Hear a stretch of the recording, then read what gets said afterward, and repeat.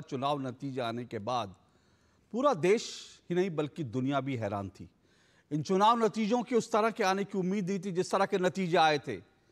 अब इन नतीजों के पीछे कारण जो है वो अलग अलग तरह के कारण दिए जाते हैं। तमाम राजनीतिक विश्लेषकों के अपने अपने मत हैं, लेकिन नतीजे आने के कुछ समय के बाद रूस से एक बड़ा खुलासा हुआ था। रूस की सरकारी एजेंसी ने इस बात का खुलासा किया था कि 2024 में जो भारत के चुनाव हुए, भारत में जो लोकसभा के चुनाव हुए, उसमें विदेशी हस्तक्षेप हुआ, इस बात के पुख्ता सबूत हैं। यह खबर भारत से नहीं आई थी बल्कि यह खबर रूस की तरफ से आई थी और रूस की सरकारी एजेंसी ने कहा था कि भारत के 2024 के लोकसभा चुनाव में विदेशी हस्तक्षेप हुआ है। अब यह विदेशी हस्तक्षेप क्या है, इसको लेकर अपने अपने कयास हैं, अपनी अपनी अटकलें हैं, लेकिन दुनिया में एक व्यक्ति है जिसने खुलेआम यह कहा था कि वो भारत में मोदी की सत्ता को पलटने के लिए अपने तमाम जो खजाने हैं वो खोल देगा। और वो व्यक्ति आप जानते हैं, वो जॉर्ज सोरोस है। कहने के लिए व्यक्ति जो है एक विदेशी पूंजीपति है जो डेमोक्रेसी की बात करता है, लेकिन जब जब जॉर्ज सोरोस की जिक्र होता है तो यह मत भूलिए वही व्यक्ति है जिसकी मंशा है कि कश्मीर भारत का हिस्सा ना रहे, जिसने नागरिकता संशोधन कानून सीए के खिलाफ खुलकर बयान दिया था और भारत की राजनीति में हस्तक्षेप किया था। और सिर्फ राजनीति क्यों, शायद दिल्ली दंगों में भी कोई भूमिका हो, ये तो अपने आप में जांच का विषय है। लेकिन अब तक 24 के चुनाव की चर्चा होती थी, लेकिन क्या भारत के चुनावों को प्रभावित करने के लिए जो विदेशी हस्तक्षेप है वो 24 की कहानी नहीं है, बल्कि यह कहानी और पुरानी है, और पुरानी है। और यह कहानी कहां जाकर खत्म होती है कहना मुश्किल है, लेकिन इस बात के कुछ पुख्ता सबूत सामने आ रहे हैं कि 2013 के अंदर, जी हां, साल 2012-13 के अंदर भारत के चुनाव आयोग में, और यह अपने आप में बड़ा चौंकाने वाली बात है, भारत के चुनाव आयोग के अंदर बाकायदा जॉर्ज सोरोस और अमेरिका की डीप स्टेट की घुसपैठ हो गई थी। क्योंकि अभी जो अमेरिका में खुलासे हो रहे हैं, यूएस एड को लेकर जो खुलासे हो रहे हैं, उसमें यह भी एक बड़ा खुलासा है। और वो खुलासा यह हुआ है कि भारत में बाकायदा, भारत में मतदान प्रतिशत बढ़ाने के लिए, नाम तो दिया गया मतदान प्रतिशत बढ़ाने के लिए, लेकिन असल मंशा क्या थी यह अपने आप में जांच का विषय है। तो भारत में मतदान का प्रतिशत बढ़ाने के लिए यूएस एड की तरफ से तमाम एजेंसियों के मार्फत $21 मिलियन भारत में दिया गया। अब यह पैसा किसको दिया गया कहना मुश्किल है, अलग अलग स्रोत से पैसा आया, लेकिन इस पूरे मामले में 2013 के अंदर कुछ विदेशी एजेंसियों के साथ भारत के चुनाव आयोग का करार हुआ, समझौता हुआ। इस बात की पुष्टि होगी, और इस बात की पुष्टि और कोई नहीं बल्कि उस वक्त भारत के जो मुख्य चुनाव आयुक्त हैं एसवाई कुरैशी ने इस बात को स्वीकार किया है कि हां यह समझौता हुआ था। हालांकि कुरैशी साहब यह कहते हैं कि इसमें पैसे का कोई लेन देन नहीं हुआ, लेकिन पैसे का लेन देन कहां कहां से किस किस को हुआ, यही तो अपने आप में जांच का विषय है। और बड़ी बात यह है कि आखिर एक ऐसी संस्था जिसके लिंक सीधा सीधा जॉर्ज सोरोस के साथ जुड़े हुए हैं, उससे भारत के चुनाव आयोग ने समझौता क्यों किया 2012-13 में। इसको लेकर तमाम तरह की चर्चाएं चल रही हैं, उन सब पर आज दो टूक में चर्चा करेंगे। लेकिन उससे पहले मैं आपको रोक रहा हूं, प्रधानमंत्री नरेंद्र मोदी का एक हमको कुछ वीडियो मिले हैं। इस वक्त जो है, इस वक्त की बड़ी खबर है, कतर के जो शेख आए हैं उनके साथ प्रधानमंत्री की मुलाकात हुई है। जरा वीडियो देख लेते हैं।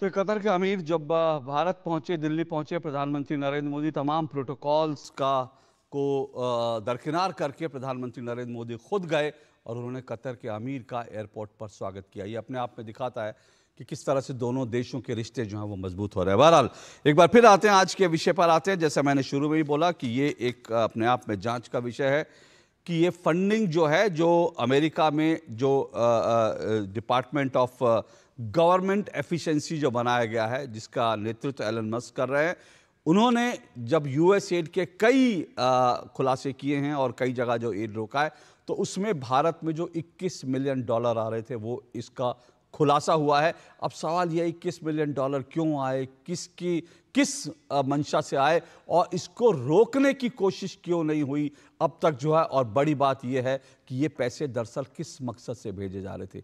दो टूक में आज इन सब पे चर्चा करेंगे। इससे पहले कि आगे बढ़े, इस मसले पर जो राजनीतिक बयानबाजी है जरा उसको सुन लीजिए।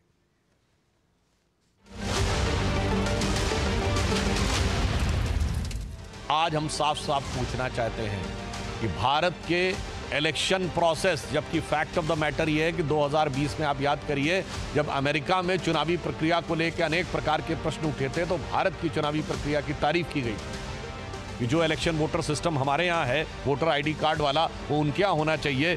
परंतु ये कौन सी शक्तियाँ हैं जो भारत में इस प्रकार चुनावी प्रक्रिया को प्रभावित करने, परिवर्तित करने या उसके अंदर कोई समस्या उत्पन्न करने के हेतु से आर्थिक अनुदान पाती हुई दिखाई पड़ रही थी। ये बहुत गहरा संदेह हमारे मन में उत्पन्न हुआ।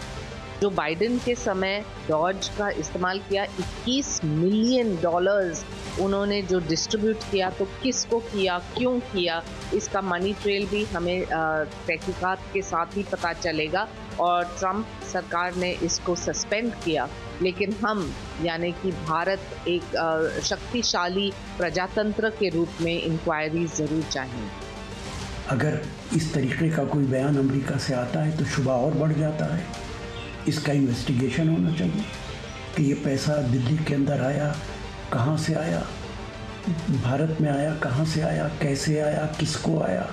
और अभी अमेरिका हमारे प्राइम मिनिस्टर गए थे, उन्होंने क्यों नहीं प्रेसिडेंट ट्रंप से बात की? क्या डीप स्टेट की फंडिंग पे इंडियन ऑपोजिशन था या है?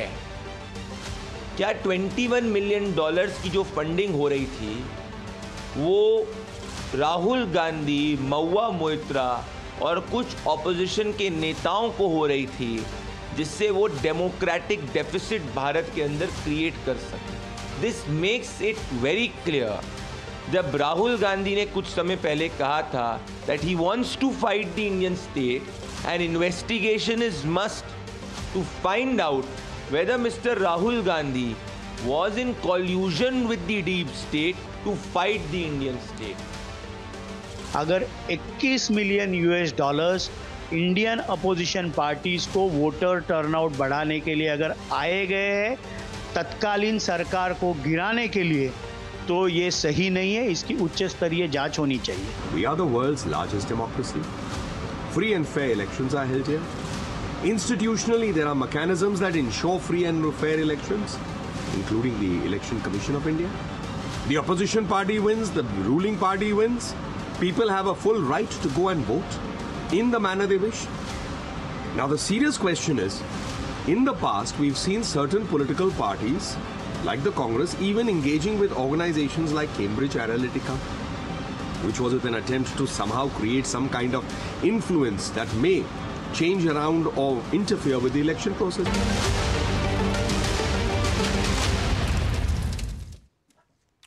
तो अब तक तो भारत में जब कभी चर्चा होती थी तो कांग्रेस पार्टी का जो समझौता हुआ चीन के साथ, उस पर चर्चा होती थी कि कांग्रेस पार्टी ने 2008 में चीन के साथ जो समझौता किया वो समझौता क्या था। लेकिन अब तो ये बात सामने आई है कि 2013 में जब यूपीए 2 की सरकार थी, उस वक्त चुनाव आयोग का समझौता कुछ ऐसी संस्थाओं के साथ जो अमेरिका के डीप स्टेट और जॉर्ज सोरोस का कहीं ना कहीं उनका संबंध आज स्थापित हो रहा है। इसी को लेकर आज की चर्चा करेंगे। आखिर कौन सी ये ताकतें भारत में पैसा भेज रही थी, किस मकसद से भेज रही थी और ये पैसा किन के खातों में जा रहा था और इसका मकसद क्या था पैसा भेजने का। इन सब पे चर्चा करेंगे। मेरे साथ आज जो मेहमान जुड़े हैं, आइए परिचय करवा दूं। मेरे साथ फिलहाल 3 मेहमान जुड़े हैं। मेरे साथ आरपी सिंह जी जुड़े हैं, बीजेपी के राष्ट्रीय प्रवक्ता आरपी सिंह जी। मेरे साथ निखिल जैन जुड़े हैं। निखिल जैन जी जो हैं वो राजनीतिक विश्लेषक, कांग्रेस पार्टी के समर्थक हैं। अशोक यादव जी मेरे साथ जुड़े हुए हैं, समाजवादी पार्टी के प्रवक्ता हैं।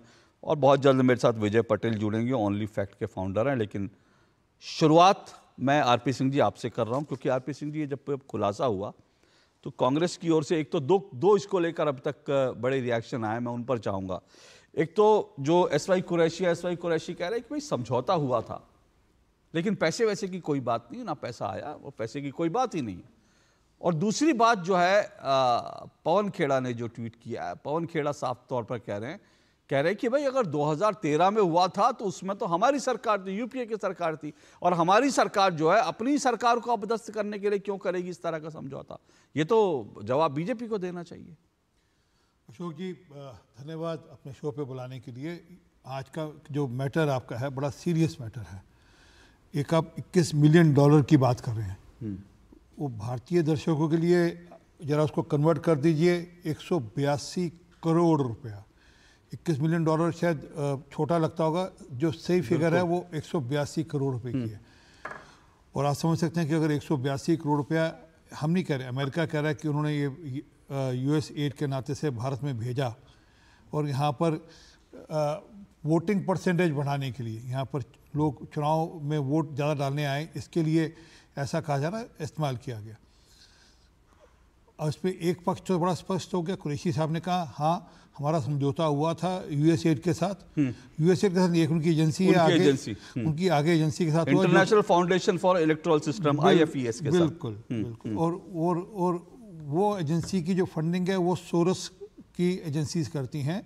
ये भी ऑन रिकॉर्ड है, ये भी ऑन रिकॉर्ड, ओपन सोसाइटी उसके लिए फंडिंग, बिल्कुल ये भी ऑन रिकॉर्ड आ गया। तो अब और जॉर्ज सोरस का क्या मत है, क्या मन है, ये सबको जानकारी है, ये भी कोई छुपी बात नहीं। जॉर्ज सोरस ने तो ओपनली कहा है कि मुझे तो मोदी जी को हटाना है हर कीमत पे। तो जहाँ तक पवन खेड़ा की बात, तो यही बात ध्वस्त हो जाती है कि जो व्यक्ति ओपनली कहता है कि मुझे मोदी जी की सरकार से नफरत है, या मोदी की सरकार को हटाना है, या मोदी जी को प्रधानमंत्री भी नहीं बनने देना है, तो ये भी एक कोशिश रही उस समय के लोगों के द्वारा, या कुछ एजेंसीज के द्वारा, या कुछ विदेशी ताकतों द्वारा, कि हम किसी कीमत पे भी मोदी जी को प्रधानमंत्री ना बनने दें, ये भी एक कोशिश रही। तो ये बात ध्वस्त होती है पवन खेड़ा की, जहाँ वो कहते हैं कि नहीं हमारी सरकार थी, हमारी सरकार के खिलाफ कर। अरे आपकी सरकार थी तो वो जो कुरैशी साहब कह रहे हैं वो होम मिनिस्टर की या होम मिनिस्ट्री की कंसेंट के बिना तो नहीं हो सकता। और इलेक्शन कमीशन किसी विदेशी एजेंसी के साथ मिलकर यहाँ पर अगर कोई काम कर रहा है, वो किसी होम मिनिस्ट्री की मर्जी के बिना तो हो नहीं सकता। अब वो जितना पार्ट उनको पता है उतना वो बता रहे हैं, जितना पार्ट उनको नहीं पता वो नहीं बता रहे। जहाँ वो जानकर छुपा रहे हैं ये पता नहीं, ये तो जांच का विषय है। तो इतना तो मानने कि यूएस एड के द्वारा हुआ, और एजेंसी के माध्यम, यूएस एड की एक एजेंसी जिसका आप नाम ले रहे हो उसके थ्रू हुआ, तो ये तार तो बड़े स्पष्ट हो गए। और ये कोई अकेले तार नहीं है, मतलब विदेशी ताकतों के साथ तालमेल बनाना, उनसे संबंध रखना, ये कांग्रेस की पुरानी सिस्टम रहा है, पुरानी नीति रही है। वो राहुल गांधी का आपने अभी बताया ही था कि किस प्रकार से उन्होंने एक समझौता साइन किया था। मतलब उस समझौते के चलते हुए क्या क्या राहुल गांधी ने नहीं किया, चाइना के पक्ष में जाकर, वो आप और हमसे छुपा नहीं। मतलब लेटेस्ट उसमें वो जो एक ड्रोन कल परसों दिखा रहे थे, वो कह रहे थे कि ये चाइना का ड्रोन है, बहुत अच्छा ड्रोन है। हालांकि आपकी जानकारी के लिए किसी पर वो ड्रोन भारत में प्रतिबंधित है, कोई भी चाइना की वेपनरी जो यूज़ हो सकती है वो चाइना भारत के अंदर प्रतिबंधित है। अब उनको वो पहले तो उनको यही जवाब देना चाहिए, या पवन खेड़ा को बताना चाहिए कि वो ड्रोन किसने उनको दिया, वो चाइनीज़ एम्बेसी ने दिया, या वो उन्होंने किस सोर्स से उन्होंने वो प्रोक्योर किया, क्योंकि हिंदुस्तान में तो ड्रोन नहीं अवेलेबल है, ना मिल सकता है वो आपको। और उसकी वो तारीफ़ पे तारीफ़ कर रहे हैं। और उसके चलते वो हिंदुस्तान के जो एजेंट जो हमारे यहाँ मैन्युफैक्चरर्स हैं ड्रोन वाले, उनको वो नीचे दिखा रहे हैं। हालांकि उसके एक एक जो पार्ट की तारीफ करें, वो एक एक पार्ट भारत में बनता है। ऑलरेडी हमारी ड्रोन इंडस्ट्री सब पार्ट्स बनाती है, परंतु उनको तो चाइना का एजेंडा पढ़ना है, भारतीयों को चाइना का एजेंडा पढ़ाना है। और ये सिर्फ चाइना से संबंध नहीं है, ये अमेरिका के यूएस एड के साथ सोरस के साथ संबंध नहीं है, ये पाकिस्तान के साथ भी वैसे ही संबंध है। और आपको ध्यान आता हो जब 35 से 370 हटी थी तो राहुल गांधी ने बयान दिया था कि कश्मीर के अंदर कत्लो गैरत हो रही है, और एग्जैक्टली वही बयान इमरान खान ने UN असेंबली में जाकर बोला कि वहाँ पर राहुल गांधी कह रहे हैं कि वहाँ पर कत्लो गैरत हो रही है, खून की नदियाँ बह रही हैं। ये राहुल गांधी का बयान कोट किया था, हालांकि एक बूंद का तबका नहीं गिरा था कश्मीर के अंदर। तो बार बार विदेशी ताकतों के साथ कहीं ना कहीं कोई साठगांठ, यहाँ कहीं ना कोई आप कह रहे हैं कि सिर्फ US के साथ नहीं, जो बल्कि भारत विरोधी, चाहे वो चीन की गतिविधियां हो, पाकिस्तान हो, पाकिस्तान को, उन सब के साथ जो है संबंध रहा है। ठीक है, इसमें बस एक सेकंड एक चीज जोड़ दूं फिर उसका। इसमें जो अभी नया प्रकरण हुआ वो है जो इनके जो डिप्टी लीडर हैं गौरव गोगोई, उनकी पत्नी का मामला भी आया है। वो जो एलिजाबेथ गोगोई है, बिल्कुल ही हटा हुआ है सर। एक मैंने रोका, आपकी बारी आएगी ना। वो उस पर मामला दर्ज हो गया है। वो जो विदेशी व्यक्ति है, पाकिस्तानी व्यक्ति है, जिसके ISI के साथ संबंध बताए जा रहे हैं, वो भी जांच हो रही है।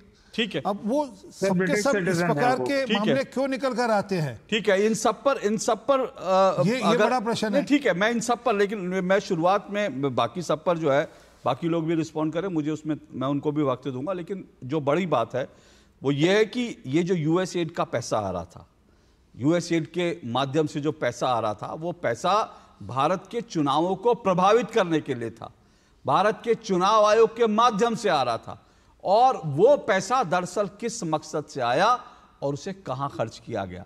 और SY कुरैशी कह रहे हैं पैसा नहीं आया, लेकिन USAID की तरफ से दिखाया जा रहा है पैसा आ रहा था। तो सवाल यह है कि पैसा गया कहां? कुरैशी साहब ये कहने कि हमको वहां से मदद मिली, नहीं, वो फाइनेंशियल नहीं कह रहे, वो कह रहे कि नहीं, वो ठीक है। मैं तो ये कह रहा हूं कि मालूम नहीं और कौन कौन सी एजेंसीज थी, कौन कौन सी NGOs थी जिनके पास ये पैसा गया। यही तो जांच का विषय है और इस पर जांच होनी चाहिए, क्योंकि वहां से पैसा चला, अगर यहां पे चुनाव आयोग कह रहा है हमारे पास नहीं आया, और चुनाव आयोग के पास ना आकर के अगर वो इनडायरेक्टली कहीं कहीं गया, तो वो भी अपने आप में जांच का विषय है। लेकिन निखिल जैन, ये पैसा $21 मिलियन, 180 करोड़ रुपए, बड़ी रकम होती है सुनने में, सही बात है। $21 मिलियन लगता है कि क्या होगा $21 मिलियन, लेकिन 100 करोड़ से ज्यादा, यानी 200, लगभग 200 करोड़ रुपए। और आज की बात नहीं है, 2013-14 और इस समय ये सारा पैसा आ रहा था।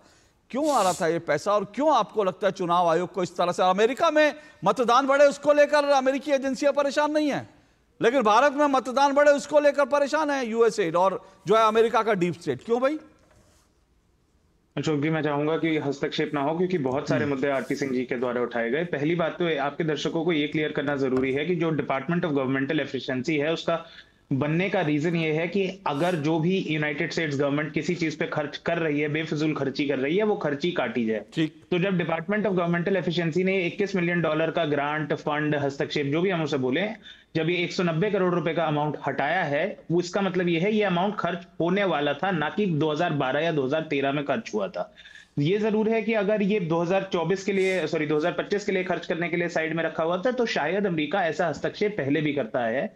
मैं तो भाजपा के प्रवक्ताओं का अभिनंदन करना चाहूंगा कि देश के सामने वो इतना गंभीर मुद्दा लाए हैं कि पिछले 10 साल से नरेंद्र मोदी की सरकार इतनी विफल रही है कि ना विदेश मंत्रालय को पता लगा, ना गृह मंत्रालय को पता लगा कि भारत के चुनाव प्रक्रिया में, इलेक्टोरल प्रोसेस में इस तरीके का हस्तक्षेप हो रहा है। चाहे जो भी उसकी मंशा रही हो अमेरिका की, मैं उस पर नहीं जाऊंगा, पर किसी भी विदेशी देश का इस तरीके का हस्तक्षेप हमारी चुनावी प्रक्रिया में नहीं होना चाहिए। और इसकी जिम्मेदारी, इस ऐसा हस्तक्षेप रोकने की जिम्मेदारी सीधी सीधी भारत सरकार पे पड़ती है। रही बात 2012 की, जो इलेक्शन कमीशन के जो एक अंडरस्टैंडिंग हुई थी उसकी बात रही, ये हुई थी between the election commission of India and international foundation for electoral system. It is, ये कोई George Soros foundation funded organisation नहीं है, ये एक इंटरनेशनल ऑर्गेनाइजेशन है जो 145 देशों में काम करती है। और क्योंकि भारत की चुनाव आयोग दशकों से बहुत एक अच्छे तरीके से इतने बड़े और विविध देश में चुनाव कंडक्ट कराता आया है, हमने कैपेसिटी बिल्डिंग इनिशिएटिव्स उन लोगों को फैसिलिटेट करे थे वाया दिस MOU। उसमें हम दुनिया को वो सीख दे रहे थे जो हमने अपने 70-75 साल के लोकतंत्र में बनाई है। इसमें जॉर्ज सोरोस का एंगल बीजेपी कहां से ले आती है मुझे पता नहीं। मैं आपको बताता हूं, सुनिए, मुझे बीजेपी, एक मिनट, बीजेपी का नहीं पता, मैं आपको बताता हूं। ये international foundation for electoral system जो है, इसको जॉर्ज सोरोस भी फंडिंग करता है। इसके पास सिर्फ USAID का पैसा नहीं आता था, यूएसएड का भी पैसा समझिए ना, यूएसएड का पैसा वो जो दुनिया भर में कहीं कॉन्डोम को इस्तेमाल करने के लिए, कहीं जो है बच्चे बढ़ाने के लिए, कहीं समलैंगिकता, ये यूएसएड का, अमेरिका का पैसा समझने में अमेरिका का पैसा लगता है, लेकिन ये अमेरिकी डीप स्टेट का पैसा है, पहली बात ये समझिए। और दूसरा, इसी एजेंसी को, international foundation for electoral system, इसको जॉर्ज सोरोस की भी फंडिंग है, इस बात का भी खुलासा हो चुका है। अब आप अपनी बात रखिए। देखिए, इस जो ये पर्टिकुलर ऑर्गेनाइजेशन की हम बात कर रहे हैं 2012 में, पहली बात तो कुरैशी साहब ने बहुत क्लियर कर दिया कि इस ऑर्गेनाइजेशन से कोई पैसे नहीं लिए गए, बल्कि हम दुनिया को ये सिखा रहे थे कि किस तरीके से निष्पक्ष चुनाव कंडक्ट करे जा सकते हैं। रही बात इसकी फंडिंग की, तो इस इंटरनेशनल ऑर्गेनाइजेशन की, अंतरराष्ट्रीय ऑर्गेनाइजेशन की funding United states government, Australian government, Canada से, यूनाइटेड किंगडम से, फिनलैंड से, नॉर्वे से, स्वीडन से, यूनाइटेड नेशन से, यूएनडीपी से, यूएन की बाकी एजेंसी से, और ओएससी जो यूरोप की होती है वहां से आती है। तो ये कोई जॉर्ज सोरोस, ठीक है, जॉर्ज सोरोस भी अगर कोई फंडिंग दे रहा है तो जहां मर्जी फंडिंग देता रहे, उससे वो ऑर्गेनाइजेशन जॉर्ज सोरोस की नहीं बन जाएगी। दूसरी बात, जब 2014 से पहले हम चुनाव आयोग की बात करते हैं तो बीजेपी को लगता है कि चुनाव आयोग का जो भी जिम्मेदारी है, अगर कोई भी उसमें अनियमितता हो रही है तो मौजूदा सरकार, भारत सरकार जो कांग्रेस की थी, उसकी है। लेकिन 2014 के बाद एकदम से बीजेपी ये कहने लगती है कि चुनाव आयोग तो इंडिपेंडेंट संवैधानिक संस्था है, हमारा कोई कंट्रोल नहीं है। अगर 14 के बाद सरकार का कोई कंट्रोल नहीं है तो 14 के पहले भी सरकार का कोई कंट्रोल नहीं है। ऑफ कोर्स अगर चुनाव आयोग किसी भी प्रकार की फंडिंग ले रही है इलेक्टोरल प्रोसेस में इंटरफेरेंस के लिए, तो इसे रोकना सरकार का काम है। और पिछले 10 साल से ज्यादा से देश में मोदी जी की और भाजपा की सरकार है, एक क्लैरिफिकेशन जो आरपी सिंह जी ने कहा, और जितनी मेरी भी समझ है उस हिसाब से मैं आपसे सवाल पूछ रहा हूं। चुनाव आयोग निष्पक्ष है, ठीक है, वो अपने, लेकिन चुनाव आयोग अगर किसी विदेशी एजेंसी, जो अभी आरपी सिंह जी ने कहा, अगर किसी विदेशी एजेंसी के साथ समझौता करता है तो उसको होम मिनिस्ट्री का क्लियरेंस लेना पड़ेगा। क्या इसमें चुनाव आयोग की स्वायत्तता को फर्क पड़ता है, या फिर ये एक प्रोसीजर होता ही है कि भाई चुनाव आयोग अगर किसी विदेशी एजेंसी के साथ कोई समझौता करेगा तो उसको होम मिनिस्ट्री से क्लियरेंस लेनी होगी? देखिए, मुझे नहीं पता कि विदेश मंत्रालय से क्लियरेंस, भारत के चुनाव आयोग को ऐसी क्या जरूरत पड़ेगी कि विदेशी एजेंसी से सीखना पड़े कि यहाँ पर वो वोटिंग परसेंटेज कैसे बढ़ेगी? नहीं, वो कह रहे हैं सिखाने की जरूरत थी। चले ठीक है, वो विषय अभी रोक देते हैं, वो विषय रोक देते हैं। ओके, निखिल जैन मूल मुद्दे पर दुनिया में भारत का डंका था। निखिल जैन मूल मुद्दे पर आते हैं कि भैया क्या परमिशन लेने की जरूरत थी, या चुनाव आयोग किसी भी अंतर्राष्ट्रीय संस्था से कोई भी समझौता? मुझे नहीं पता, ये बहुत ज्यादा कॉम्प्लेक्स लीगल क्वेश्चन है। शायद परमिशन लेने की जरूरत थी, शायद परमिशन ली गई, बट अगर हमारा चुनाव आयोग और अफ्रीका के और गरीब देशों में लोगों को, वहां के चुनाव आयोग को सिखाता है कि किस तरीके से निष्पक्ष चुनाव करने चाहिए, क्या ये भारत की सॉफ्ट पावर के लिए, भारत की पॉलिटिकल पावर के लिए, डिप्लोमेटिक रिलेशंस के लिए बुरा है? ये तो बहुत अच्छी बात है। यही तो डंका मोदी जी बजाना चाह रहे हैं, कब से बजा नहीं पाए। ठीक है, मैं आता हूं उस पर, लेकिन बड़ी इंटरेस्टिंग बात है। अब देखिए, ये सुनने में बड़ा अच्छा लगता है, सुनने में सब कुछ बहुत गुडी लगता है कि भाई एक अंतर्राष्ट्रीय एजेंसी है, उसके साथ हमने करा और हम दुनिया को सिखा रहे हैं। लेकिन कहानी का ट्विस्ट क्या आता है? कहानी का ट्विस्ट ये आता है, वही चुनाव आयुक्त भारत में जब चुनाव होता है उस पर सवाल उठा देते हैं, और वही चुनाव आयुक्त जिनका समझौता होता है वो पाकिस्तान के चुनावों को फ्री एंड फेयर बता देते हैं। खेल समझिए, इस खेल को समझिए, लार्जर गेम है कि अचानक से ऐसे लोग जो इस तरह के समझौते करते हैं, जो इस तरह की डील में होते हैं, उनको भारत में चुनाव आयोग की कमियां दिखने लगती हैं। उनको लगता है कि भारत में चुनाव आयोग ठीक, जब वो चुनाव आयोग से हट जाते हैं तब उनको लगता है कि भारत में चुनाव आयोग गलत काम कर रहा है, तब उनको लगता है नरेंद्र मोदी जो है वो कोविड में गलत काम कर रहे हैं, नरेंद्र मोदी से बढ़िया तो विदेशों में काम हो रहा है। और उसके साथ साथ वो ये भी एक सर्टिफिकेट दे देते हैं कि पाकिस्तान में जो चुनाव हुए वो बड़े फ्री एंड फेयर हुए। खेल यहाँ पे शुरू होता है, खेल यहाँ खत्म नहीं होता। लेकिन एक मिनट रुकिए, मैं आपको मौका दूंगा, एक मिनट रुकिए, मैं आपको मौका दूंगा। विजय पटेल मेरे साथ जुड़ चुके हैं, और विजय पटेल ओनली फैक्ट के फाउंडर है। और मैं बार बार कहता हूं, जब भी वो मेरे प्रोग्राम में जुड़ते हैं, मैं बार बार कहता हूं कि मेरे ख्याल से डीप स्टेट पे बहुत बढ़िया काम लगातार विजय पटेल कर रहे हैं, और उनकी जितनी समझ है उसको लेकर आज वो मेरे साथ जुड़े। विजय पटेल, जो निखिल जैन कह रहे हैं कि भाई इसमें डीप स्टेट कहां से आ गया, तो एक अंतर्राष्ट्रीय संस्था थी, भारत को सिखाने के लिए, भारत का अनुभव जो है दुनिया को बांटने के लिए किया गया। देखिए, मैं आपको सिंपल भाषा में समझाता हूँ, ये मुद्दा अभी छोड़ देते हैं। विजय महाजन करके एक शख्स है जो राहुल गांधी के चीफ एडवाइजर है, ठीक है, वो जो भारत जोड़ो यात्रा हुई थी उनके डिजाइनर है, और साथ साथ में राजीव गांधी फाउंडेशन के सीईओ भी है। वो बेजिक्स करके एक कंपनी चलाते हैं, उनको यूएसएड से फंड मिला हुआ है। ठीक, इतना ही नहीं, उसका फोर्ड फाउंडेशन के साथ बिजनेस का मतलब संबंध है। वो डायरेक्टर है दोनों, उनकी पत्नी। सिर्फ फंडिंग नहीं, फोर्ड फाउंडेशन जिनका जो ताना बाना है वो सीआईए के साथ जुड़ा हुआ है, उसके साथ वो डायरेक्टर है। फोर्ड फाउंडेशन डायरेक्टर है, ये विजय महाजन डायरेक्टर है, और उनकी धर्मपत्नी डायरेक्टर है बेजिक्स में। तो सिर्फ चुनाव नहीं, यहाँ पे जितनी भी पॉलिसी होती है, जो गवर्नमेंट चलती है, जिन पॉलिसीज पे, उनको भी प्रभावित किया जाता है। और आपको ये बता दूं कि विजय महाजन का आप जिक्र अभी तक मैंने कुछ दिन पहले ही उस पर थ्रेड लिखा था, आप कहीं नहीं सुनोगे। तो ये भारत जोड़ो अभियान जिन लोगों ने नाम दिया था, उनमें साथ में जमाते इस्लाम हिंद के लोग शख्स भी उसमें साथ में थे। उसमें जो फार्मर प्रोटेस्ट के लोग थे वो भी शामिल थे। बट आपको जान के और भी हैरानी होगी कि विजय महाजन को ये फार्मर के नाम पे कांग्रेस या तो राहुल गांधी लड़ते हैं, बट मोन्सेंटो करके जो सबसे बड़ी कंपनी है जो किसानों को बर्बाद किया है, उनसे भी फंड मिला हुआ है। तो डीप स्टेट एक बहुत बड़ा सब्जेक्ट है, मतलब बहुत बड़ा सब्जेक्ट है। किसान आंदोलन में नजर आते हैं, लेकिन किसानों को बर्बाद करने वाली संस्थाओं से फंड लेते हैं। ये देश की हकीकत है। और ये प्रदान करके इनने एक संस्था स्टार्ट की थी, प्रदान करके एक एनजीओ स्टार्ट किया था, जो यहाँ पे एग्रीकल्चर रिलेटेड जो पॉलिसी बनाते हैं।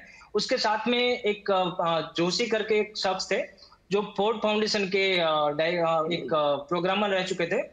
साथ साथ में कई साल उन्होंने काम किया, फिर बहुत सारे एनजीओ बनाए इस लोगों ने। आप गिन के थक जाओगे, मकड़ी के जाले के जैसा बनाता है। इसको डिस्क्राइब करना मतलब बहुत ही भयानक होता है, और इसी का लाभ ये लोग लेते हैं। सिर्फ यूएसएड नहीं है, मैं अभी ये एक बार ये दोहराऊंगा, सिर्फ यूएसएड नहीं है, रॉकफेलर फाउंडेशन है, सोरोस है, फोर्ड फाउंडेशन है, ऐसे 20-25 ऑर्गेनाइजेशन है। और इन लोगों ने जानबूझ के ये ग्रुप में आते हैं, क्योंकि अगर आप एक संस्था अगर जाएगी किसी को फंड करने तो सिंगल आउट हो जाएगी, उस पर कोई उंगली चीन देगा। मतलब ये लोग जानबूझ के, इसको साइकोलॉजी पता है कि अगर 20-25 लोग, जैसे आईपीएसएमएफ है, आईपीएसएमएफ में 20-25 हमारे भारत के जो बिजनेसमैन है जिनका डीप स्टेट के साथ संबंध है बिजनेस का, वो यहाँ पे जितनी भी लेफ्ट लॉबी है उनको फंड करते हैं। अल्ट न्यूज हो, द वायर हो, जो प्रोपेगेंडा पूरे दिन चलाते रहते हैं। तो ये लोगों ने एक अच्छी रणनीति बनाई है कि ग्रुप में जाएंगे ताकि सिंगल आउट ना करे। तो ये बहुत बड़ा कंसेप्ट है, सिर्फ यूएसएड नहीं।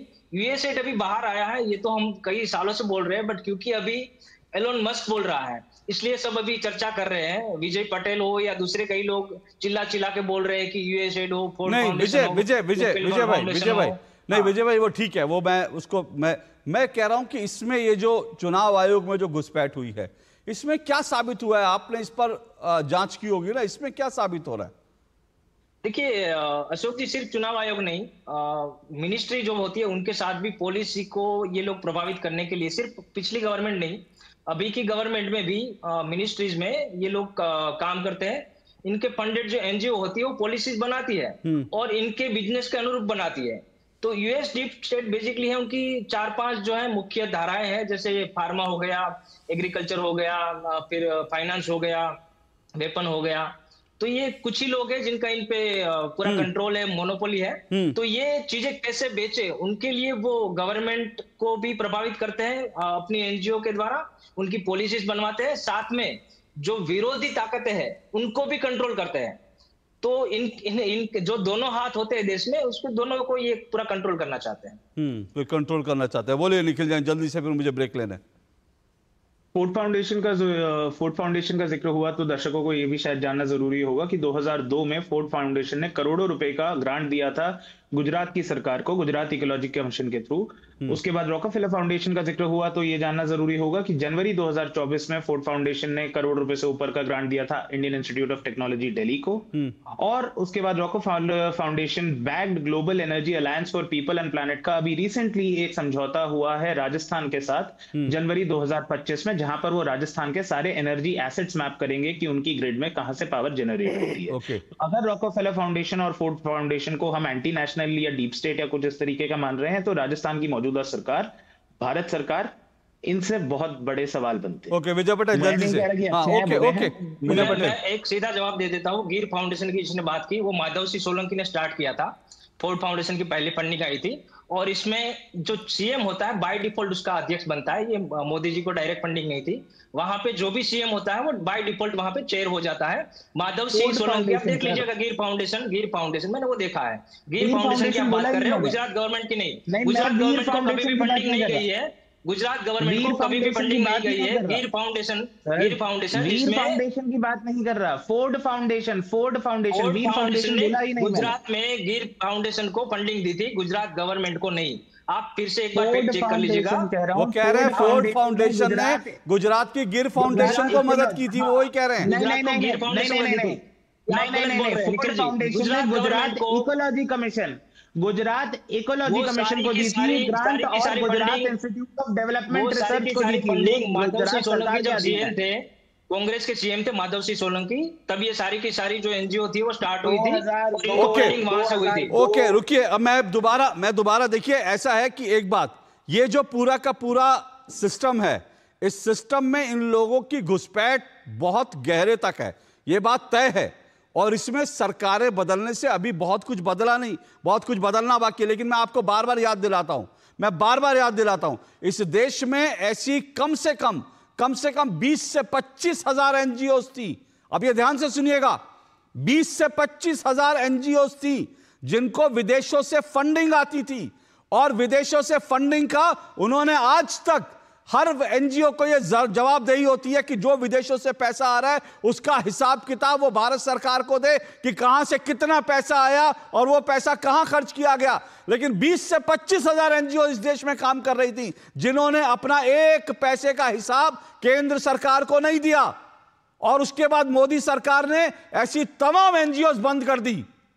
और मुझे अच्छी तरह से यह बात याद है क्योंकि 2019 के लोकसभा चुनाव में प्रधानमंत्री नरेंद्र मोदी ने मेरे साथ जो इंटरव्यू हुआ था उसमें साफ तौर पर कहा था कि जो एनजीओ हिसाब नहीं दे रही हैं उनका हमने लाइसेंस रद्द कर दिया है, और अब वो सब मिल करके हमारे खिलाफ अभियान चला रही हैं।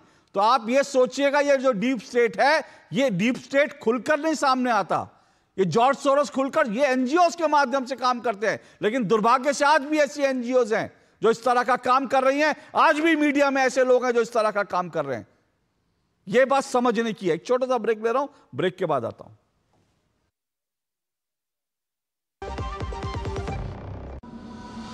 अगर आप एक ऐसी धरती की तलाश में हैं जहां अनंत संभावनाएं और अपार अवसर एक साथ मिलते हों, जहां एशिया का सबसे लंबा high speed automotive testing track हो और दुनिया के प्रमुख वाहन निर्माता स्थित हों, जहां भारत की 27% ऑर्गेनिक फसलें 11 यूनिक एग्रो क्लाइमेटिक जोन्स में उगाई जाती हैं, जहां 300 से अधिक फार्मा कंपनियां दुनिया के 160 देशों में दवाइयों का निर्यात कर रही हों, जहां कॉटन, सिल्क और डिफेंस मैन्युफैक्चरिंग नई इंडस्ट्रीज के साथ विकसित हो रही हों, जहां 1 लाख एकड़ से अधिक का इंडस्ट्रियल लैंड बैंक और प्राकृतिक संसाधनों की भरपूर उपलब्धता हो, जब ये सारी संभावनाएं एक जगह मिलती हों तो समझ जाइएगा कि आप भारत के हृदय मध्य प्रदेश में हैं।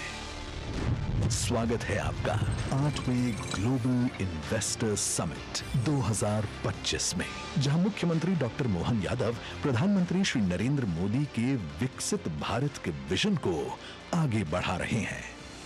आप आइए, आपको लगे पॉलिसी से आउट ऑफ वे भी जाना हो तो सरकार तैयार है आपकी सारी मदद करने के। इन्वेस्ट मध्य प्रदेश, अनंत संभावनाओं का प्रदेश। 24 और 25 फरवरी 2025, भोपाल, मध्य प्रदेश। तैयार है, बिल्कुल तैयार है,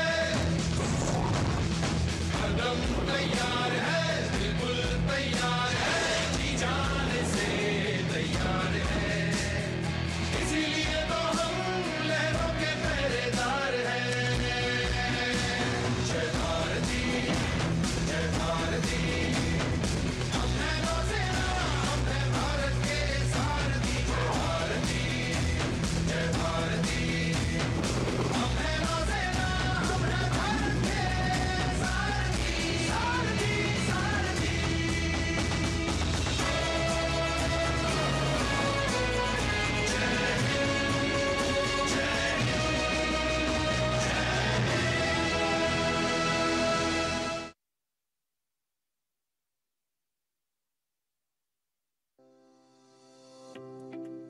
Money saved is money earned. I'm now happy that I could save money every month because of my PNG stove, as it cuts down on 20 to 25% of fuel usage. My PNG stove is also 100% safe with the ISI mark. Moreover, PNG as a fuel burns completely, making it a more environment-friendly fuel. So, use PNG and save money like me. जब धरती चीर कर निकलता है लोहे का पत्थर और मिलता है मोंगिया के जोश से, फिर तपता है, पिघलता है और बनता है फौलाद। अब होता है सरिया सारी खूबियों के साथ। मोंगिया स्टील, मजबूत देश का मजबूत सरिया। वाह, गाय तुम्हारी माता है ना? तो पशुहार के नाम पर जहर क्यों खिलाता है? अनसन हटा, दिल से खिला, सिर्फ कपिला, देश का नंबर 1 पशु आहार। गोल्डी मसाले के 100 ग्राम के स्पेशल पैक्स में फ्रेशनेस लॉक ऐसे। गोल्डी मसाले, जहां जाएं रिश्ते बनाएं।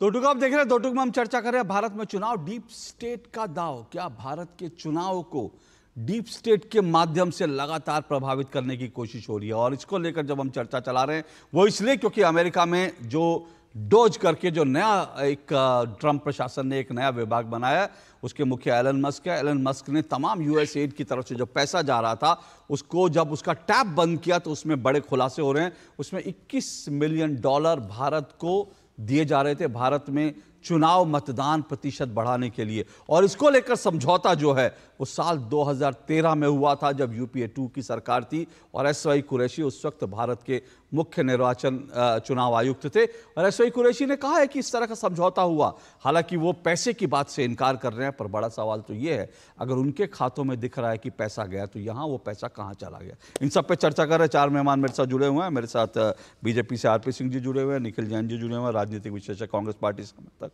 अशोक यादव जुड़े हुए हैं। मेरे साथ अशोक यादव जो हैं वो समाजवादी पार्टी के प्रवक्ता हैं और विजय पटेल ओनली फैक्ट के फाउंडर हैं। निखिल जैन रुकिए, मैं जरा अशोक यादव को इस डिबेट में लाऊं, फिर आपके पास से आता हूं। अशोक यादव, ये पूरे जो खुलासे हो रहे हैं इस पर क्या आपको लगता है? क्योंकि मैं एक बात याद दिला दूं दर्शकों को, वो याद रखनी चाहिए। 2013 में यह समझौता हुआ, इसका मतलब 2014 के चुनावों को प्रभावित करने की कोशिश हुई। 2019 में आपने सुना होगा कैम्ब्रिज एनालिटिका का जिक्र आया था और कैम्ब्रिज एनालिटिका के माध्यम से तब यह आरोप लगे थे कि कांग्रेस ने चुनाव को प्रभावित करने की कोशिश की है। और 2024 के लोकसभा चुनाव में बाकायदा रूसी सरकारी एजेंसी ये खुलासा कर चुकी है कि भारत के चुनाव को प्रभावित करने के लिए विदेशी हस्तक्षेप हुआ। अशोक यादव, ये विदेशी हस्तक्षेप से ही सारे चुनाव जीतने चाहता है विपक्ष। देखिए अशोक जी, बस मैं आपसे 2 मिनट मांगूंगा, 120 सेकंड मात्र। देखिए इस पूरे घटनाक्रम को आपके दर्शकों को समझने के लिए 5 चीजें मेन मेरे समझ में जो आई अभी तक। यूएसएआईडी, यूनाइटेड स्टेट जो उसकी एजेंसी है इंटरनेशनल डेवलपमेंट के लिए, USAID, DOG, department of governmental efficiency, और तीसरा जो है IFES, international foundation for electoral system. तो चौथा हो गया, तीसरा हो गया, चौथा है ECI, election commission of India, 5वां मोदी गवर्नमेंट। अब ये जो यूएसएआईडी का जो गठन हुआ था जॉन एफ कैनेडी 1961 में गठन हुआ था, इसका जो बेसिक ऑब्जेक्टिव था डेमोक्रेटिक रिफॉर्म के लिए फंड प्रोवाइड करना। और ये चीजें तभी से चली आ रही हैं, आज कोई नेम नहीं है। और जो डीओजी जिसके जो चीफ बने हैं एलन मस्क, उन्होंने कॉस्ट कटिंग को लेकर के ये चीजें बंद किया। टैपिंग जो आपने कहा, टैप किया कि ये फंड्स जो फॉरेन में जा रहे हैं मतलब डेमोक्रेटिक रिफॉर्म के लिए और बहुत सारे काम थे, तो इसको रोका जाए। तो मैं ये समझने की कोशिश कर रहा था, लेकिन अभी तक नहीं समझ में आया मेरे कि ये जो समझौता हुआ था ये 17 मई 2012 में हुआ था।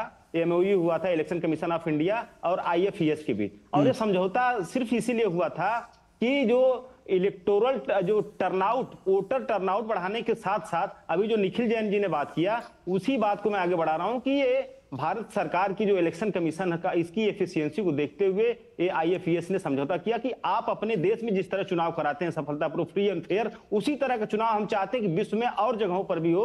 तो वो ECI को उन्होंने नहीं, अशोक जी 1 मिनट, यहाँ पे थोड़ा सा आप बहुत सही जा रहे थे, आपने सारे फैक्ट सही रखे, लेकिन यहाँ पर भारत में वोटिंग प्रतिशत बढ़ाने के लिए, तो मेरा सवाल तो यही है ना, भारत में वोटिंग प्रतिशत बढ़ाने के लिए भारत का चुनाव आयोग काम करेगा, भारत की सरकार करेगी, उसमें विदेशी फंडिंग क्यों आएगी भाई कि भारत में मतदान प्रतिशत बढ़ जाए उसमें। और निखिल जैन जी ने कहा कि समझौता इस बात के, एक मिनट मेरी पूरी बात हो जाए फिर मैं आप ही को मौका दे रहा हूं। निखिल जैन जी ने कहा समझौता इसलिए हुआ कि भारत से सीख सके।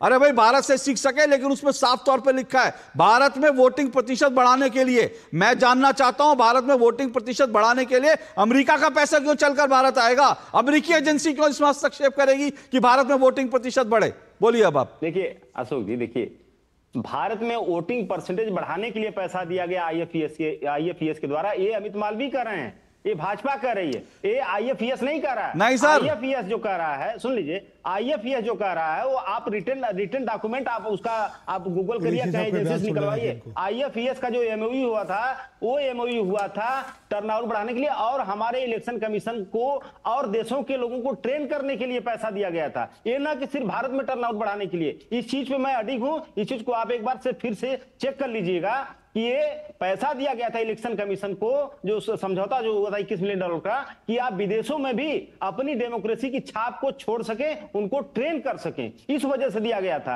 अब भाजपा कर रही कि इंडियन डेमोक्रेसी को डिस्टर्ब करने के लिए दिया गया था। और तीसरी बात, अगर मान लीजिए $21 मिलियन का सपोर्ट भारत को मिला था 2012 से, तो 2014 से लेके अब तक मोदी सरकार है ना, जो पांचवा किरदार जो मैंने बताया आपको, तो मोदी सरकार क्यों हाथ पे हाथ धरे बैठी थी कि अभी तक मोदी जी अगर रोकते तब हम मानते कि हाँ मोदी सरकार ने रोका, लेकिन ये टैपिंग किसने किया? DOG, department of government efficiency, जो कि ट्रंप ने कॉस्ट कटिंग को लेकर के किया। ये चीज मोदी जी को रोकना चाहिए था, उसके बाद ये सवाल खड़ा करते। तो मोदी जी ने क्यों नहीं रोका इस चीज को? ओके, ठीक है, ठीक है, रोकना चाहिए था ना। हाँ, ओके आरपी सिंह जी जवाब दीजिए, ये मोदी जी ने क्यों नहीं रोका इसको?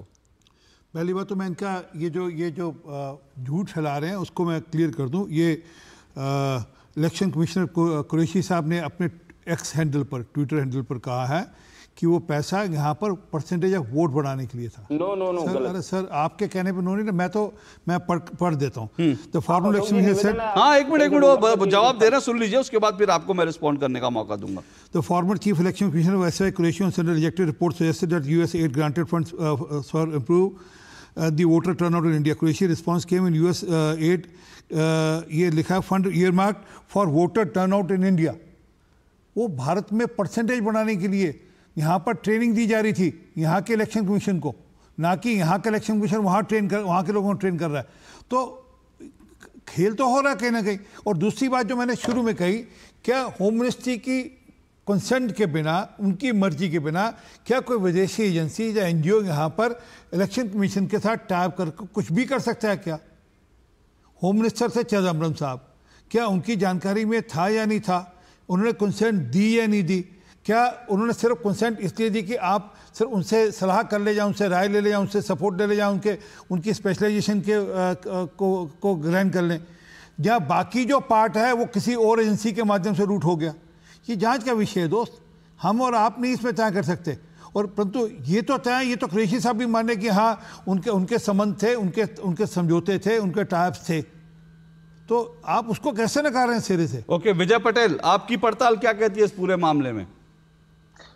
देखिए, मैं फिर वही रिपीट करूंगा कि सिर्फ एजेंसी नहीं, मतलब इलेक्शन कमीशन नहीं, अभी भी बहुत सारी मिनिस्ट्रीज में भी नहीं विजय पटेल एक मिनट, आज के विजय पटेल सुनिए ना, एक मिनट विजय पटेल सुनिए, मैं जानता हूं आपके पास बहुत विस्तृत जानकारी है, मैं उसमें नहीं जाना चाह रहा हूं। आज जो विषय उठा है मैं स्पेसिफिक उसके बारे में आपकी पड़ताल अगर है तो, क्योंकि ये ठीक है आपने तो बहुत पड़ताल कर रखी है कहां पैसा आता है, ये अपने आप में लार्जर विषय है, लेकिन मैं कह रहा हूं अगर भारत में चुनावों को प्रभावित करने के लिए और दूसरे फंड से भी जो पैसा आता है उसका भी एक मकसद होता है, चुनाव को भी, लेकिन मैं आज के संदर्भ में जानना चाह रहा हूं। जी ठीक है अशोक सर, देखिए अभी जो समाजवादी के प्रवक्ता बता रहे थे कि बहुत अच्छा काम कर रही है यूएस एड, तो ऐसा नहीं है कि उनको डेमोक्रेसी की पड़ी हुई है। यूएस से जितना भी पैसा आता है वो बातें अच्छी बता के वो बोलते हैं, बट उनको चाहिए डेटा। मैं चाहे इलेक्शन हो या रिप्रोडक्टिव हेल्थ हो, यूएस एड की आप जहां पे भी फंडिंग देखोगे वहां पे वो सामने डेटा लेते हैं, वो फिर डेटा का यूज करके कैसे मैनिपुलेट करना है चाहे वो चुनाव हो या तो कुछ भी हो, हेल्थ सिस्टम हो, कुछ भी हो, तो उनका यूज ऐसे होता है, मतलब उनको पैसा दे रहे हैं तो मुफ्त में तो नहीं दे रहे, कुछ भी फ्री नहीं होता है आज के जमाने में। और ऐसा नहीं है, अगर वो डेमोक्रेसी के इतने ही बड़े मतदाता होते तो इतनी सारी कंट्री को बर्बाद नहीं करते। जहां पे उनकी पसंदीदा सरकार ने उसको बर्बाद नहीं करते। वहां अभी का ही उदाहरण है बांग्लादेश। अभी बांग्लादेश लोगों से चुनी हुई सरकार है, उनको निकाल के खुद के जो पपेट है वो बिठा दिए। वहां कहाँ है डेमोक्रेसी? एग्जैक्टली। यहाँ पे अगर बोल रहे हैं कि डेमोक्रेसी के नाम पे वो पैसा दे रहे हैं तो वो सबसे बड़ा जोक है मेरे लिए। बिल्कुल, वो सही बात है कि अभी तो बांग्लादेश सबसे बड़ा उदाहरण है। यूएसएड में जो है वो क्या क्या खेल हो रहे थे, वो तो बहुत सारी चीजें। मैं 1 मिनट निकल आ रहा हूँ, एक छोटा सा मुझे ब्रेक लेना, ब्रेक के बाद आता हूँ, निकल जाना आपके छोटे से ब्रेक के बाद।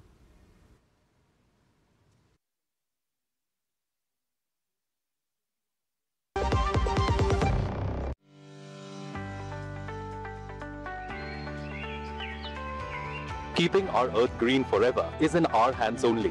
That's why I prefer CBG for my car. CBG is compressed biogas made from waste materials. It is a highly efficient renewable resource that has reduced carbon emission rates. Less carbon emission means lesser harmful impact on the planet. Use CBG. It is cleaner, greener and safer.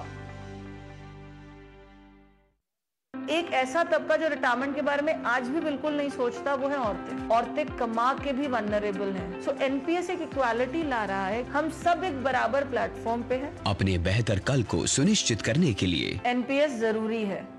Goldy मसाले के 100 ग्राम के special PACS में freshness, lock, acid. Goldy मसाले, जहां जाएं रिश्ते बनाएं।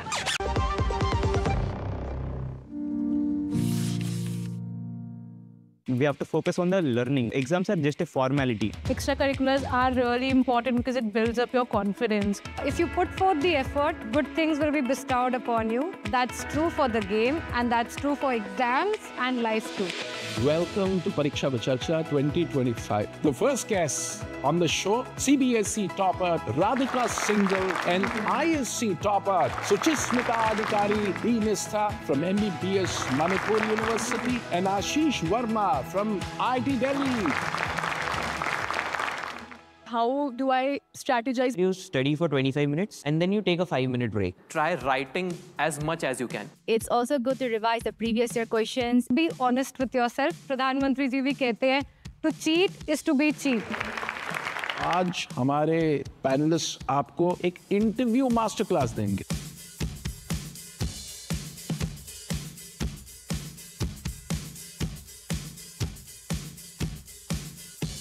Eliminate the problems, focus on time management, strategize, move forward. एक पावर मंत्र दें to the students. Focus more on the subject, which is our weakness. Be happy but not satisfied. When you're stressed, share with others. Even if you think you're alone in this journey, trust me, you are not.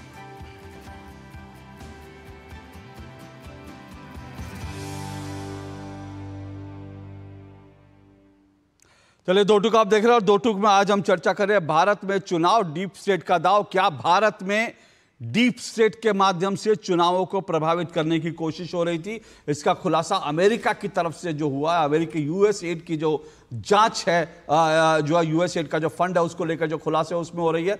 और मैं break पे जाने से पहले जल्दी से एक बार बता दूं, अशोक जी, यादव जी, आपने जो बात कही थी, और ताकि हमारी ऑडियंस मिसलीड ना हो, 1 मिनट आरपी सिंह जी, मेरे पास डिपार्टमेंट ऑफ ये जो डॉज का जो है, मेरे पास ट्विटर हैंडल खुला हुआ है और डॉज के ट्विटर हैंडल में बाकायदा ये साफ तौर पर लिखा हुआ है, भारत में जो $21 मिलियन है वो वोटर टर्नआउट इन इंडिया।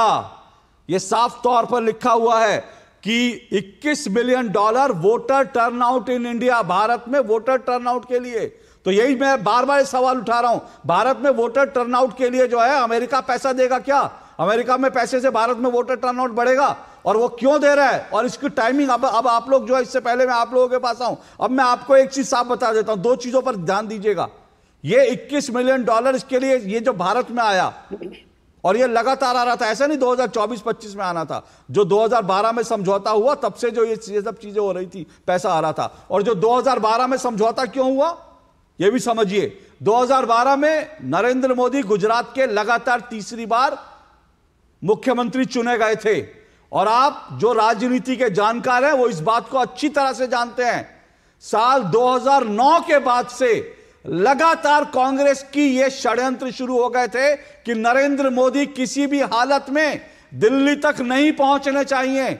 ये 2009 से जितने खुलासे हो रहे थे और 2009 से जितनी साजिशें हो रही थी वो इसलिए हो रही थी कि नरेंद्र मोदी गुजरात से दिल्ली ना पहुंचे। यूपीए की चेयरपर्सन उस वक्त अपने आप को सबसे बड़ा खतरा उनको नरेंद्र मोदी से था। निखिल जैन, हंसने की बात नहीं है, क्योंकि ये चीजें मैंने बहुत करीब से देखी हैं और जो मैंने किताब लिखी है उसमें मैंने इसका खुलासा किया है कि किस किस तरह से तीस्ता सीतलवाड़ के माध्यम से और बाकी सब के माध्यम से गुजरात में साजिशें रची जा रही थी कि नरेंद्र मोदी गुजरात से निकल के दिल्ली ना पहुंचे। और उसी समय 2012 में यह समझौता होता है चुनाव आयोग का और उसके बाद भारत के चुनाव में इंटरफेरेंस होती है ताकि नरेंद्र मोदी दिल्ली ना आने पाए।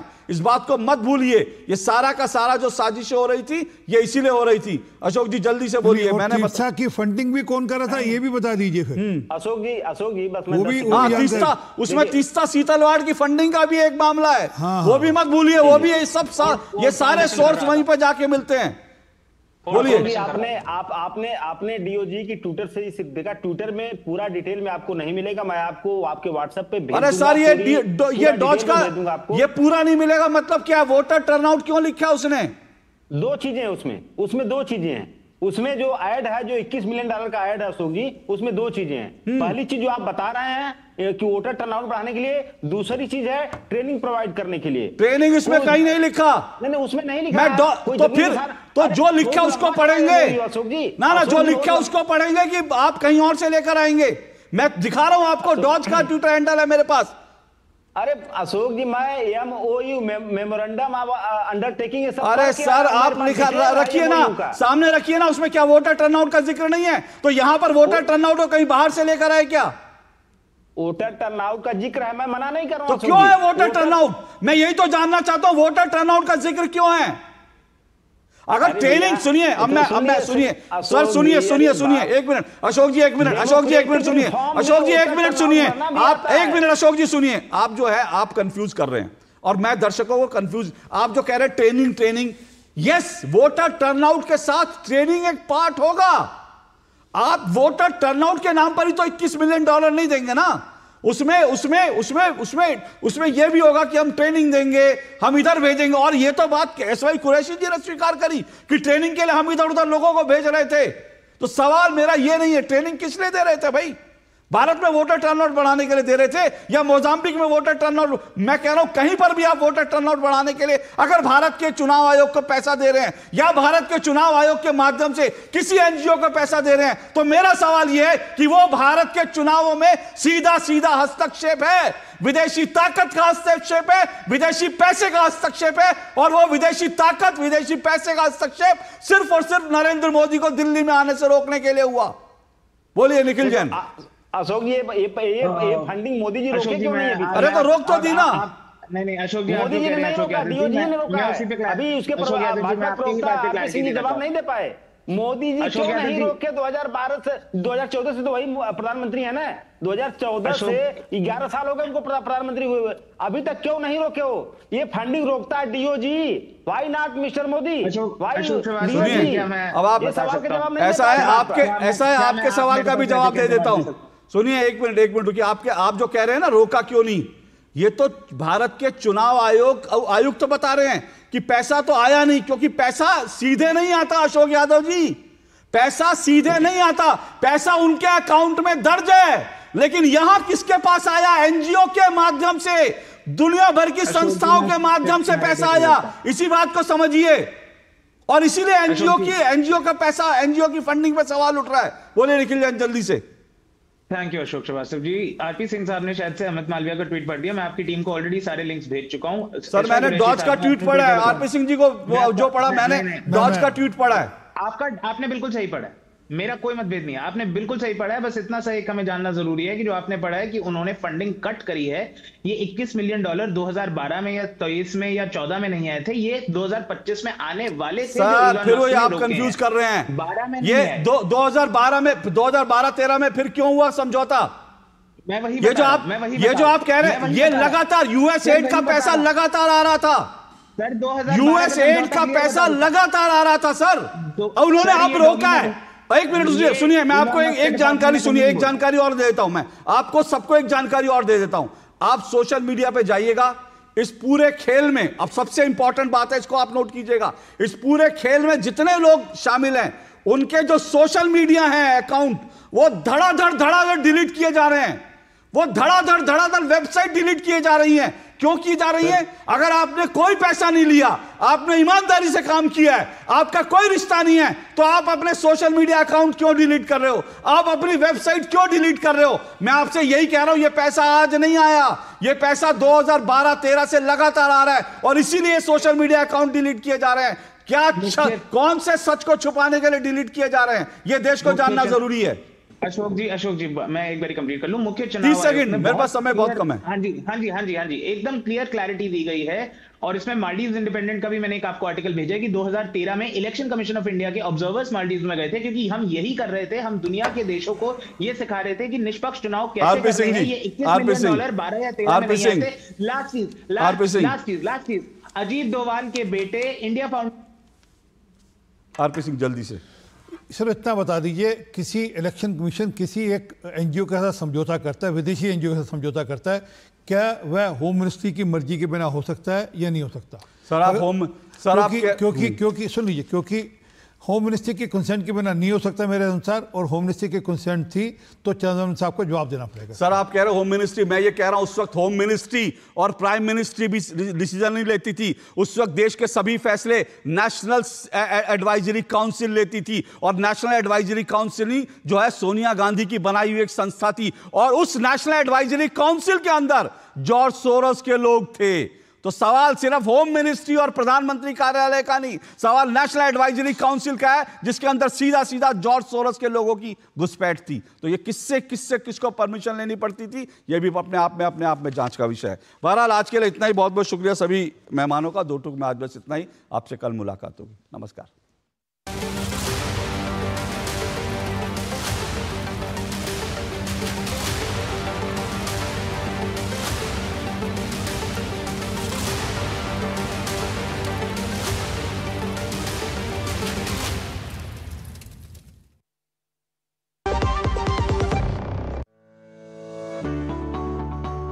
क्या आप अक्सर अपने वाहन के लिए फ्यूल भरने से थक गए हैं? कुशलतापूर्वक ड्राइविंग ही एकमात्र रास्ता है। अपने आगे के ट्रैफिक का ध्यान रखकर ईंधन की लागत बचाएं, ताकि आप गाड़ी को धीमी कर सकें। गाड़ी चलाने की गति प्रति घंटे 55 किलोमीटर से कम बनाए रखें। सही गियर और क्लच का इस्तेमाल करें। एयर कंडीशनर का कम इस्तेमाल करें। लाल बत्ती पर अपने वाहन को बंद कर दें। होशियारी से ड्राइव करें और